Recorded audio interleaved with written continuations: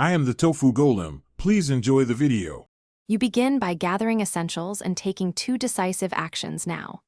First, confirm your router supports the number of devices you plan to add and enable WPA3 or WPA2 for stronger security.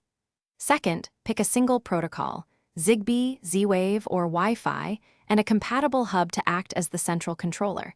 This reduces cross-protocol confusion. Once done, create a guest SSID for visitors and isolate EOT devices. This keeps your primary network safer and makes future troubleshooting simpler. Now you integrate devices and build reliable automations. Start by registering each device to your hub or vendor app and update firmware right away to patch vulnerabilities. Next, logically group devices into rooms and create scenes, for example, an evening scene that dims lights and sets thermostat levels. Then create automation triggers, time-based schedules, presence detection, or sensor events. Make sure to prefer local, edge-based automations when available.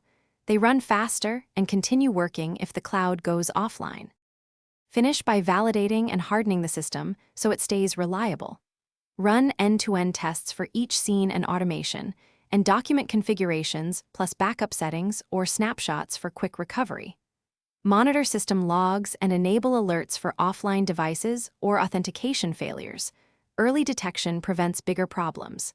If something fails, reboot the hub and the device, then isolate the problematic unit on a test network. Only perform a factory reset as a last resort after confirming backups and reconfigurations.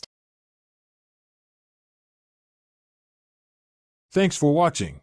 Consider subscribing if we helped you today.